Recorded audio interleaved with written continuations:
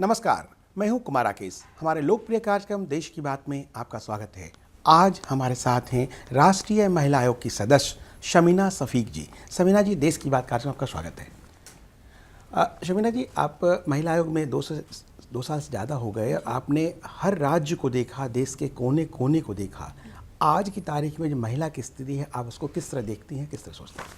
मुझे लगता है भारत में महिलाओं की अगर आप स्थिति की बात करें, स्टेटस की बात करें तो काफ़ी अच्छी भी है। आप उसको एज अ बैलेंसिंग देख सकते हैं। और ख़ास तौर से आपने बात करी, 2-2.5 साल से राष्ट्रीय महिला आयोग में हूँ। और निर्भया का जो कांड हुआ था 16 दिसंबर को, एक बहुत अनफॉर्चुनेट इंसिडेंट था। उसको बेसिकली उससे प्री और पोस्ट 2 एरा महिलाओं के लिए इस देश में साफ दिखते हैं, pre Nirbhaya and post Nirbhaya. Pre Nirbhaya ऐसा लगता था जैसे भारत में जो नारी है वो अपने अधिकारों के लिए, अपने हितों के लिए अकेले जूझ रही है। और जो पुरुष समाज था वो सॉर्ट ऑफ डिसोन करता था महिलाओं के मुद्दों को। उनको लगता था ये महिलाओं का मुद्दा है।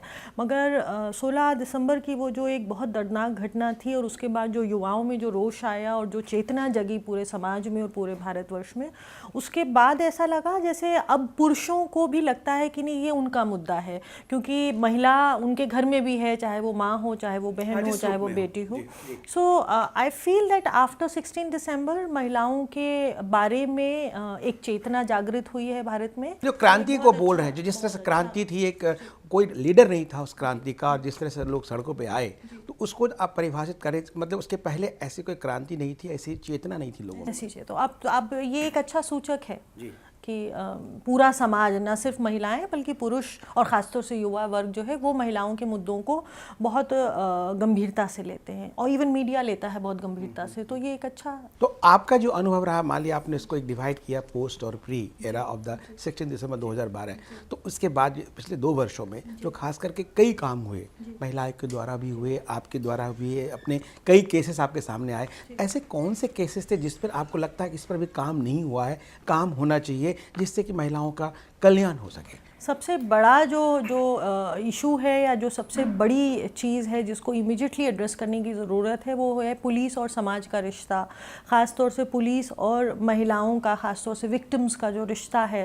रिश्ता मैं शब्द इसलिए इस्तेमाल कर रही हूँ क्योंकि पुलिस को अनफॉर्चुनेटली आज भी इस देश में फोर्स नाम दिया जाता है, पुलिस फोर्स। जबकि पुलिस फोर्स की बात चल रही है, उसके नाम में, नामकरण में नहीं, नामकरण की ज़रूरत सिर्फ नहीं है। जो आपने कहा कि जो सबसे ज़्यादा दिक्कत परेशानी आती वो हकीकत में पुलिस से आती, क्योंकि जो क्रिमिनल्स हैं वहाँ तो आपको ये मालूम है कि ये क्रिमिनल हैं, इनको तो ठीक करना है, न्यायिक प्रक्रिया है, जुडिशियल पूरा है, उसके बाद फिर आप जेल में जाते हैं, सुधार कार्यक्रम होंगे, समाज है, जागृत करना पड़ेगा। मगर पुलिस किस लिए है? पुलिस तो है ही समाज की रक्षा के लिए। वहाँ जो सबसे बड़ी समस्याएं आती हैं, महिलाओं को जो कठिनाइयाँ आती हैं, उसमें कहीं कोई सुधार की अभी भी गुंजाइश दिख नहीं रही है जो अपने लेवल पर हो रहा हो। तो जो सबसे बड़ा प्रॉब्लम है और जिसको इमीडिएटली एड्रेस करने की ज़रूरत है इस देश में, वो है पुलिस। उसके लिए राष्ट्रीय महिला आयोग क्या कर रहा है और क्या कदम उठाया है, और अभी तक के जो कदम उठाए गए उस पर कितना संतुष्ट हैं आप?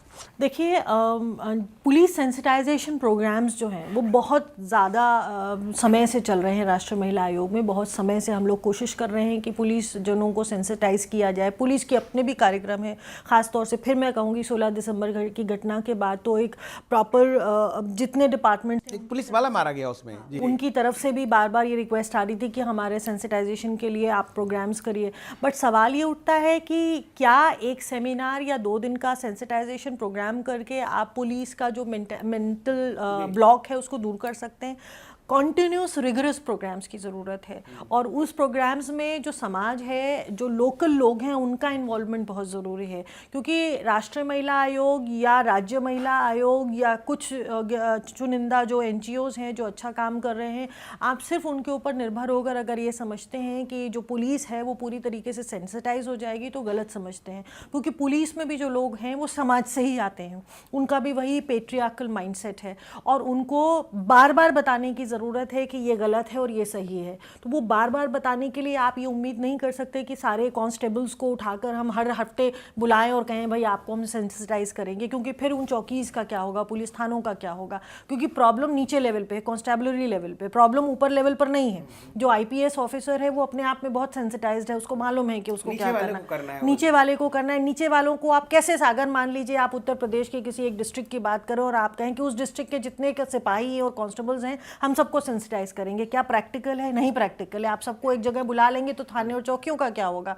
तो मैकेनिज्म ऐसा होना चाहिए जहां पर जो टीम्स हैं, जो लोकल लेवल, मान लीजिए एक गांव एक तालुके की बात है, तो वहीं के कुछ लोग हों, चुनिंदा लोग हों और कुछ समाज सेवी हों और कुछ और ऑफिसर्स हों जो मिल के जाके थाने पे ही जाके सेंसिटाइज करें, क्योंकि प्रॉब्लम वहीं आती है। महिला गई तो पहले तो उससे बात करने का तरीका नहीं है। कह रही हैं कि सेंसिटाइज की बात है, उसमें जो आयोग का रोल है, चाहे राज्य आयोग है, राष्ट्रीय महिला आयोग के साथ साथ समस्या ये है कि जो राज्य महिला आयोग उनसे कनेक्ट नहीं है, वो इंडिपेंडेंट है। हर एक राज्य के अपने आयोग हैं और केंद्र के अलग हैं। आपको लगता नहीं है कि इस दोनों में समन्वय होना चाहिए, कुछ ऐसी व्यवस्था बननी चाहिए जिससे कि राष्ट्रीय महिला आयोग से सारे राज्य आयोग जो हैं जुड़े और फिर एक स्ट्रीमलाइन बने?